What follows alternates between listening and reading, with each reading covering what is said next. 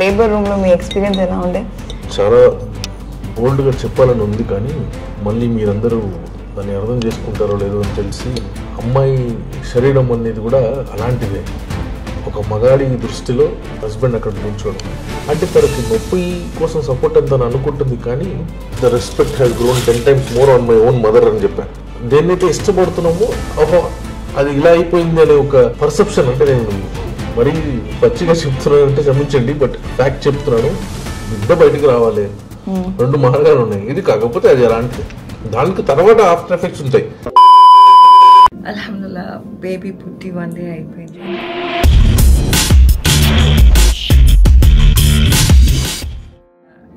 మధ్యాహ్నం నిన్న నైట్ అసలు 1 రేంజ్లో వణుకు, బికాస్ కెనిలా ఉంది, ట్రిప్స్ ఎక్కిస్తుండే. It was horrible. ఇప్పుడే అదంతా సదురుతున్నాను, బడ్జెట్ అంతా మడత పెట్టి కొంచెం నీట్ చేస్తున్నాను, బికాస్ క్లటరీ ఉంటే కొంచెం చిరాగ్గా ఉంటుంది, అసలు ఏం చేయలేకపోతున్నాను. అక్క ఉంటే అతను చేసేస్తుంది. నిన్న ఆఫీస్ ఉంటే ఆఫీస్కి వెళ్ళింది కాబట్టి అయాన్ వాంటెడ్ అబ్బా, సో నేను అన్న it's important, he also wants, నువ్వు వెళ్ళు అని చెప్పి అన్వర్జాన్ అర్హాన్ అపార్ట్మెంట్లో పడుకున్నారు. నేను ఒక్కదాన్నే ఉండేసరికి బాగా చలేసింది, సో ఇంకా అది ఫోల్డ్ చేసి మడత పెట్టిద్దాము. Arhaan is yet to wake up.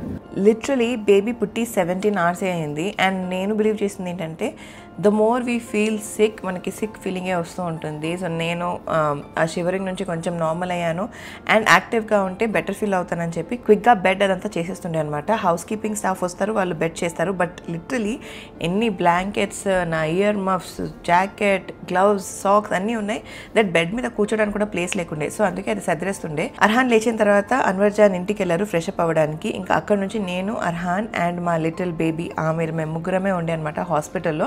So మేము ఆ మూమెంట్ అంతా సోకింగ్ చేస్తుండే, సో ఏది వ్లాగ్ చేయలేదు. బట్ దెన్ నేను, అన్వర్జాన్, మీరు వీడియో టైటిల్ థంబ్నెయిల్ చూసారు కదా, ఈ వీడియోలో రాగా మా డెలివరీ గురించి మాట్లాడబోతున్నాము. ఒకవేళ మీకు రా టాక్స్ ఇష్టం లేదు ఆర్ కొంచెం ఇబ్బందిగా ఉంటుందంటే ఈ వీడియో మీకోసం కాదు. బట్ రా టాక్స్ అసలు ఏమైంది, ఎలా అయింది, ఆయన ఒపీనియన్ ఏంటి, ఆయన ఫీలింగ్స్ ఏంటి, ఇవన్నీ మీరు తెలుసుకోవాలంటే then keep on watching. So morning intro record చేసి ఆ తర్వాత ఏం రికార్డ్ చేయలేదు obviously, because I was just sinking in, soaking everything అదంతా చేస్తున్నాయి అనమాట. ఇవాళ నాకు అన్వర్జాన్కి special candle light dinner setup చేశారు Cloud9 హాస్పిటల్స్ వాళ్ళు.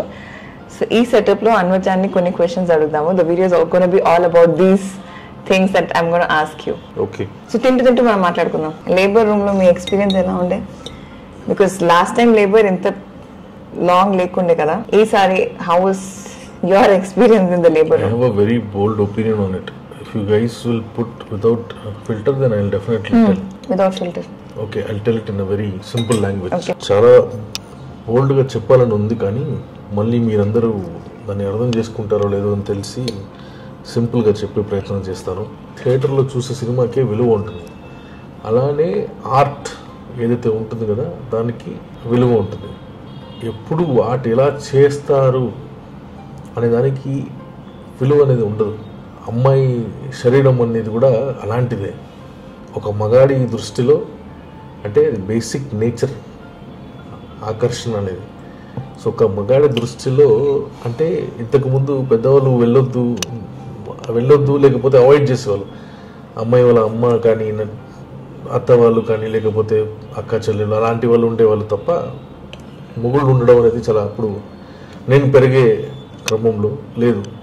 ఇప్పుడు అది కాస్త మారి హస్బెండ్ అక్కడ నుంచోవడం అంటే తనకి నొప్పి కోసం సపోర్ట్ అని తను అనుకుంటుంది, కానీ ఆకర్షణ అనేది తగ్గిపోతుంది. అదే చెప్తున్నాను కదా, ఆర్ట్కి మీరు ఎండ్ వాల్యూ ఏదైతే ఉంటుందో అది చేసేటప్పుడు దానికి విలువ ఉండదు. కాబట్టి అమ్మాయి అందంగా కనిపిస్తూ ఉండాలి, అమ్మాయిలానే ఉండాలి. అందుకే ఈ రోజుకి విచ్చలవిడిగా బట్టలు విప్పుకొని డ్యాన్స్ చేసినా వ్యూస్, అట్రాక్షన్స్ రావట్లేదు. ఒక్క అమ్మాయి ఆడపడుచు బ్రహ్మాండంగా తెలుగు అమ్మాయిలాగా చీర కట్టుకుని ఉంటే అసలు పిచ్చెక్కిపోతుంది జనాలకి. సో ఎందుకు చెప్తున్నానంటే దురదృష్టితో కాదు, మంచి ఉద్దేశంతో చెప్తున్నాను. పాపం డాక్టర్స్ కూడా చాలా ఎక్సైటెడ్మెంట్తో పిలిచి మొత్తం ప్రాసెస్ చూపిస్తున్నారు. అది తెలుసు, మగాళ్ళకి తెలియదని కాదు. అంతా తెలుసు, చిన్నప్పటి నుంచి సైన్స్ నేర్పిస్తున్నారు, పెరిగిన తర్వాత పాన్ సైట్లు చూసుకుంటున్నారు, అంతా జరుగుతుంది కదా, అందరికి తెలిసిన విషయాలు. ఇంటర్నెట్ వచ్చిన తర్వాత అయితే అందరికి బాగా తెలుస్తుంది. కానీ ఈ పర్టికులర్ పాయింట్ అనేది చాలా వరకు దేన్నైతే ఇష్టపడుతున్నామో ఓహో అది ఇలా అయిపోయింది అనే ఒక పర్సెప్షన్, అంటే నేను మరీ పచ్చిగా చెప్తున్నానంటే క్షమించండి, బట్ ఫ్యాక్ట్ చెప్తున్నాను. అమ్మాయిలను అర్థం చేసుకొని మగాళ్ళని దూరం పెట్టండి. ఆ ప్రాసెస్కి ఎవ్వడు అర్థం చేసుకోలేడు.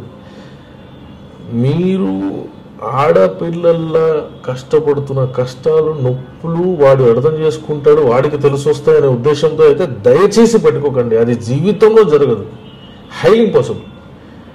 అయ్యో పాపం అనిపిస్తుందేమో, కానీ దానివల్ల పెద్ద ఇంపాక్ట్ వచ్చేది ఏం లేదు. కాబట్టి ప్రిజర్వ్ యువర్ బ్యూటీ అనేది నా అభిప్రాయం. కాబట్టి అమ్మాయిలతో విజ్ఞప్తి,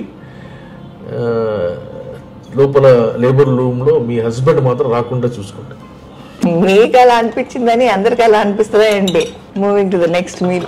బ్యూటీ గురించి పక్కన పెట్టేద్దాం. ఓకే, బ్యూటీ ఆకర్షణ అది ఓకే, సరే అర్థమైంది. నేను పడిన కష్టం ఆర్ బేబీని కన్నా మీరు చూసిన వెంటనే మీకు ఏమనిపించింది, ఎలా అనిపించింది అది చెప్పండి. అదే చెప్తున్నాను కదా, ఇట్స్ ఈ మిరాకిల్. ఈ ఆల్రెడీ ఫస్ట్ టైం చెప్పాను నేను, ఫస్ట్ బాబు పుట్టినప్పుడు ఆడపిల్ల మీద జనరల్ గా రెస్పెక్ట్ ఎక్కువ. అది జరిగిన తర్వాత the respect has grown 10 times more on my own mother అని చెప్పాను. సో అది వాస్తవం, అది ఇంకా గట్టిగా అయింది దీని ద్వారా తప్ప పెద్దగా మార్చేది ఏం లేదు. అండ్ ఆబ్వియస్ గా నేను ఫస్ట్ టైం ఆల్రెడీ చూశాను, ఆల్రెడీ ఒక బాబు ఉన్నాడు కాబట్టి I'm aware of the miracle. క్షేమంగా బయటికి రావడం మాత్రమే నేను కోరుకుంటూ ఉన్నాను, అంతే. So it was kind of revisiting, జరిగిన విషయాన్ని మళ్ళీ ఇంకోసారి రిలీవ్ చేసినట్టు అనిపించింది. అవును, కానీ ఫస్ట్ టైం కి దీనికి చాలా డిఫరెన్స్ ఉంది. యా, నా పాయింట్ ఆఫ్ వ్యూ చెప్పాను, నేను నా పెయిన్ గురించి చెప్పట్లేదు. ఫస్ట్ టైం జరిగిన దానికి ఫస్ట్ టైం మనకి ఎలాంటి కాంప్లికేషన్స్ లేకుండే. డైరెక్ట్ మనం 36 weeks అయిపోయిన తర్వాత మనం ఒక రోజు వెళ్ళాము. ఓకే, నేను అంటుంది ఏంటంటే ఇప్పుడు 37 weeks క్రాస్ అయ్యి మనం అడ్మిట్ అయ్యాము. అడ్మిట్ అయిన తర్వాత ఫస్ట్ డే మనకు తెలిసింది ఏంటి, బేబీ హెడ్ అప్ పొజిషన్ లో ఉంది అని చెప్పి, that is called OP position లో ఉందని చెప్పి. సో అప్పుడు probably you did know what exactly it is. But ఆ తర్వాత ఆ పొజిషన్ నుంచి మళ్ళీ బేబీ మూవ్ అవ్వట్లేదు, అక్కడే స్టక్ అయిపోయిందని తెలియడం. ఆ తర్వాత లేబర్ రూమ్ లో ఉన్నప్పుడు మనకి బేబీ హెడ్ పైన స్వెల్లింగ్ ఉందని తెలియడం. So all these were not there అలాంటి టైంలో. దోస్ కాంప్లికేషన్స్ లేకుండా ఉండే. బట్ నేను ఓవరాల్ జనరలైజ్ చేసి చెప్తున్నాను, అది ఆల్రెడీ అంటే ఎండ్ రిజల్ట్ ఇలా ఉండబోతుందని తెలుసు కదా, ఆ ఎక్సైట్మెంట్తో మేబీ నేను చెప్పలేకపోయానేమో కానీ, but I'm aware of all what has happen. So the tension was there, but జనరల్గా చెప్తున్నాను it's miraculous process. So at the end everything went well. Process లో ఎప్పుడైనా అనిపించిందా ఎమర్జెన్సీ సి సెక్షన్ కి వెళ్ళాల్సి వస్తుందేమో అని? I'm very practical man. అమ్మాయి అయినా అబ్బాయి అయినా అని చెప్తారు కదా, అవునా అని అంతే రియాక్ట్ అవుతాను. ఇది కూడా అంతే రియాక్ట్ అయ్యాను. ఏది బిడ్డ బయటికి రావాలి, 2 మార్గాలు ఉన్నాయి. ఇది కాకపోతే అది అలాంటిది, దానికి తర్వాత ఆఫ్టర్ ఎఫెక్ట్స్ ఉంటాయి. బట్ ప్రెగ్నెంట్ అయినప్పుడే మనకు తెలుసు కదా, గ్యారంటీ ఎవరు ఇవ్వట్లేదు కదా. కాబట్టి మెంటల్ గా అప్పుడే ప్రిపేర్ అయిపోయాం, అదైనా ఓకే ఇదైనా ఓకే. మెంటలీ ప్రిపేర్ అయి ఉన్నారు ఓకే. బట్ ఇప్పుడు ఈ డెలివరీ ప్రాసెస్ లో ఎంతసేపు 15th night నుంచి లేబర్ లో ఉన్నాము. Okay, 15th night, 16th full day, 17th పొద్దున్న నుంచి ఇంకా ఎక్కువ అవుతుంది. ఈవినింగ్ 4 వరకు టైం ఇస్తాను, అప్పుడు అవ్వకపోతే విల్ టేక్ అ కాల్ అని డాక్టర్ ఎప్పుడైతే చెప్పారో అప్పుడు ఎప్పుడైనా అనిపించిందా probably will have to go for emergency C section, are you had a strong believe లేదు ఇందులో అయిపోతుంది అని? అలా ఎండ్లో వచ్చినప్పుడు అనిపించింది, మమ్మీ నేను వచ్చి కూర్చున్నాం కదా, అప్పుడు అనిపించింది డాక్టర్ వచ్చి నేను పక్కన ఆల్రెడీ ఒక సి సెక్షన్ ఉంది వెళ్ళేసి వస్తానని చెప్పారు కదా, అయ్యయ్యో తిరిగి కూడా అక్కడ తీసుకెళ్తారా, పాపం ఇంతసేపు నొప్పి భరించిందే అట్ ద ఎండ్ దేనికి కాకుండా పోతుందా అనేది మాత్రం అనిపించింది. అప్పుడు అంత జరిగిన తర్వాత సెక్షన్ అయితే నొప్పికి ప్రయోజనం లేకుండా పోయింది కదా, అది ముందే చేసుకుంటే అయిపోయింది కదా, ఇంత సఫర్ అవ్వాల్సిన అవసరం ఆ point of view. I don't know why, because second time mother అవుతున్నాను కాబట్టి పెద్ద అంటే ఫస్ట్ చైల్డ్ ఉంటారు, ఫస్ట్ చైల్డ్ వెనకాల ఐ మైట్ బి ఎగ్జాస్టెడ్ అవన్నీ అనుకుంటూ I was kind of little cared అనమాట. బట్ బేబీ పొజిషన్ ఇలా ఉందనగానే ఇంకా నాకు భయం స్టార్ట్ అయింది. బికాస్ అసలు స్టక్ అయిపోయింది బేబీ అని చెప్పి చాలా సార్లు చెప్పారన్నమాట, బేబీ స్టక్ అయిపోయిందని. So that was like one thing which was hitting me hard, ఎక్కడ వెళ్ళాల్సి వస్తుందని చెప్పి. బట్ యా అల్హమ్దుల్లా అట్ ది ఎండ్ మీరు చెప్పినట్టు అదో ఇదో సేఫ్ గా ఉంటే చాలు అన్న ఒక ఫీలింగ్. డాక్టర్ ఏమైనా డిసిజన్ తీసుకున్నా బేబీ సేఫ్టీ అండ్ నా సేఫ్టీ కోసమే తీసుకుంటారు. సో ప్రాసెస్ జరుగుతున్నప్పుడు ఒక 2 సార్లు మీ మీద కసురుకున్నాను, నాకు తెచ్చుకోరు బాత్ నాకు ఒకరు అని. So what was your mind voice అప్పుడు? నువ్వు జనరల్ గా చేసేది కదా, కొత్తగా ఉంటే బాధపడతారు. జనరల్ గా అట్లా చేస్తానా? ఎక్స్క్యూజ్ మీ, హలో, పెళ్ళైన ప్రతి మగాడు తెలుసు ఆడవాళ్ళు ఎట్లా ఇన్స్టాల్ చేస్తారు. మీకు ఎప్పుడైతే అది అనిపించిందో ఇంత కష్టం వేస్ట్ అయిపోతుంది అవ్వకూడదు అని చెప్పి, అదే మూమెంట్ లో నాకు కూడా ఆ ఫీలింగ్ వచ్చింది. I mean after doing so much అది వేస్ట్ అవ్వకూడదు. లిటరల్ గా డాక్టర్ అక్కడ ఎమర్జెన్సీ సెక్షన్ కి వెళ్ళారు కదా, ఒక కేసు నన్ను వెళ్ళారు. అప్పుడు నేను లిటరల్ గా స్ప్రే చేస్తూ ప్లీజ్ ఆజావ్ బేటు, ప్లీజ్ మమ్మకు ట్రబుల్, నాకు ఒకరు ఆజావ్ బేటు అన్నాను. అండ్ ద మూమెంట్ ఆ తర్వాత ద వే స్టార్టెడ్ డైలెక్టింగ్.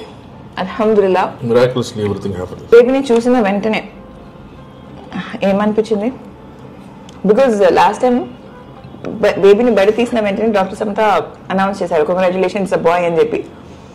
బట్ ఈసారి నేను పుష్ చేసిన విధానానికి ఓ అని క్యాచ్ పట్టుకొని బేబీని నా మీద వేసేసారు, బట్ ఏం అనౌన్స్ చేయలేదు. So we saw the gender our self, doctor announce చేయకుండా. So what was your first reaction? First gender వైపు వెళ్ళిందా కన్ను, బేబీ వైపు వెళ్ళిందా? నాకు కూడా బేబీ వైపు వెళ్ళింది, బట్ ఆ బేబీ వైపు చూస్తూ అలా చూసాను నేను. నేచురల్ కదా అది. సో బాయ్ అని కన్ఫర్మ్ చేసుకున్నాను, ఓకే ఫైన్. గర్ల్ కావాలి, బాయ్ కావాలి కదా. సో చైల్డ్ కావాలంటే ఓకే, సేఫ్ బేబీ అంటే మదర్ అండ్ చైల్డ్ సేఫ్ ఉండాలి. లేదు నేను అంటుంది ఏంటంటే బేబీని చూసిన వెంటనే ఏమనిపించింది అని. ఏం లేదు, ఐ వాజ్ లైక్ అదే చెప్తున్నాను కదా, అక్కడ నుంచోబెట్టి అలాంటి ప్రాసెస్ లో ఏమనిపించింది అంటే, ఏం చెప్తాను, అక్కడ భార్య చూడాలా, ఇక్కడ పిల్లలు చూడాలా, ఏది అసలు అక్కడ రక్తం కట్లు.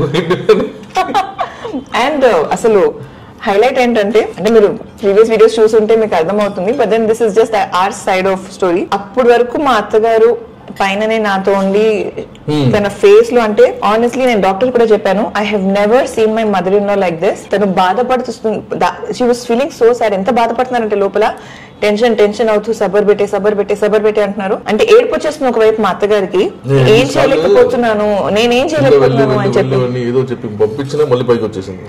నేనేం చేయలేకపోతున్నాను, how should I help her, how should I get her out of this అన్న ఫీలింగ్ లో పాపం మా అత్తగారు చాలా పానిక్ అవుతున్నారు. అది డాక్టర్ సమతతో షేర్ చేస్తే డాక్టర్ సమత చెప్పారు, నేను ఎప్పుడు ఆవిడతో అంత మాట్లాడలేదు, but I have seen her getting emotional, ఏడుపు వచ్చేసేలాగా అయిపోయారు పాపం ఆవిడ అని చెప్పి డాక్టర్ సమత కూడా చెప్తున్నాయి అనమాట. అప్పటి వరకు నాతోనే ఉండి జస్ట్ ఇంకా అవ్వట్లేదు అంటే చూడలేకపోతున్నాను సమీరాని ఇలా అన్నట్టు మా అత్తగారు కిందికి వెళ్ళిన లిటరలీ ఒక కపుల్ ఆఫ్ మినిట్స్ లో everything started happening. And Anwar Jaan phone చేసి, నేను అనుకున్నాను ఆయన ఫోన్ చేసి చెప్పేశారేమో అని, ఆయన ఫోన్ చేసి చెప్పారంట ఒకసారి పైకి వస్తారా మీరు అందరూ అని చెప్పారంట.